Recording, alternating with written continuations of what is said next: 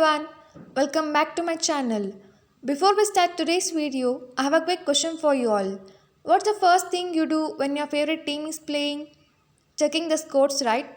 So, in today's video, I'm going to show you a super simple way to keep the track of the scores without missing a beat. I'm Preeti, a second year computer science and engineering student at Srinkateshwara College of Engineering, Bengaluru. In today's video, we will be diving into a fun mini project that is creating a sports code tracker in Java. So let's get started. Table of contents of this video are introduction, project features, code overview, demonstration, key Java concept used, future improvements and conclusion. Now let's begin with introduction. Sports Code Tracker. This project allows users to input team names, add points to the teams during the game, display the current scores and exit the program when the game ends. It's a basic yet effective way to apply core Java concepts like constructors, methods, loops and conditionals. This project shows how simple Java programs can solve real-world problems like score tracking in a game. Now let's discuss the features in detail. Project features. This code tracker has four main features that are input team names, add points, display scores and exit program. Input team names. It lets users enter the names of the two teams instead of using predefined names. Add points. During the game, users can add points to a specific team. Display scores. At any time, the current scores of both teams can be displayed. Exit program. Once the game is over, the user can exit the program. These features make the program interactive and easy to use. Now let's dive into the code and see how these features are implemented. Now let's begin with the code overview by discussing the import and class declaration with variables. Import java.util.scanner allows the program to take input from the user via the console. Public class sports code tracker declares the class that contain all the logic for tracking scores. The variables declared inside the class are private int team1 score and private int team2 score. These store the scores for team1 and team2 as integers. Private string team1 name and private string team2 name. These store the names of team1 and team2 as strings. All these variables are marked private to restrict access to them from outside the class, ensuring the scores and names are managed only through the class methods. Now let's discuss about the constructor used in the program. We all know that the constructor name should be same as that of the class name. Since our class name is Sports Code Tracker, our constructor is also named as Sports Code Tracker. This constructor method is called when we create a new Sports Code Tracker object. It accepts two parameters, team1 and team2, which are the names of the teams. When the program starts, the scores for both teams are initialized to 0. The constructor helps set the initial state for our score tracker. This way, when we input the team names, they are stored and can be used throughout the program. Adding points.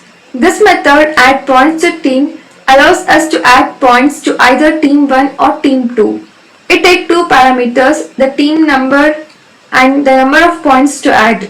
If the user chooses team 1, the score for team 1 is updated by adding the input points to the current score. The same goes for the team 2. If an invalid team number is entered, the program prints an error message. Here we are using an if-else structure to check which team's score should be updated. Conditional statements like this are essential when making decisions based on user input. Display scores. The display scores method prints the current scores of both teams to the console. It simply outputs the team name followed by the current score. This is an important part of the program because it allows user to see the scores at any point during the game. Though it's a small method, it highlights the importance of clear and simple output in console-based applications. Now let's discuss the main program flow. In the main method, the program flow begins by asking the user for team names. And in this program, we have created the object called tracker. Once the names are input, the program enters a loop where the user is presented with four options They are adding points to either team, displaying the current scores or exiting the program. This loop continues to run until the user selects the exit option, ensuring that users can interact with the score tracker throughout the game. We can notice how we use a while of true loop to keep the program running until the user decides to stop. Now I'll be showing you a quick demonstration of how the program works. Now let's run the program. Now I'm giving team 1 name as team A and team 2 name as team B. The program displays as 4 options, that is add points to team 1, add points to team 2, display scores and exit. So first let's choose option 1, that is adding points to team 1, and we are adding 5 points to team 1. And now let's choose option 2 and add 3 points to team B. Now we'll be choosing option 3 to display the scores. As you can see here, team A has 5 points and team B has 3 points. Now let's exit the program by choosing option 4. So this is how our sports score tracker works. Key Java concepts used. This project uses several key Java concepts including constructors, methods, loops, conditional statements. Constructors. The constructor initializes the teams and their scores. Methods. We use methods to add points and display scores.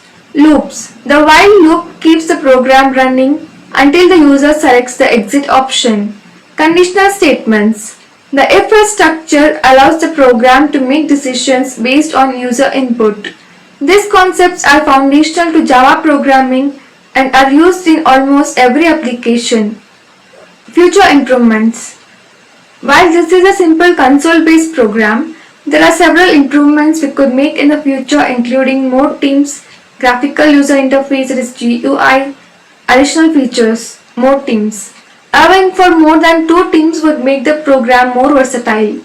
Graphical user interface. Creating a GUI would make the program more user-friendly. Additional features.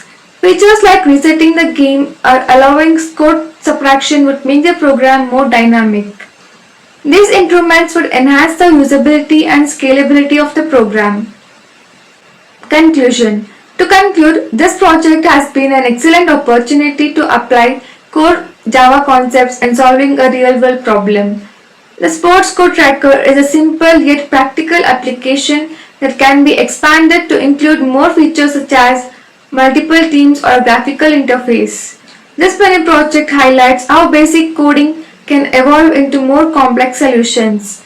I hope this presentation has offered useful insights into the development process and how Java can be used to build functional programs. Thank you for watching. Please do like and share the video.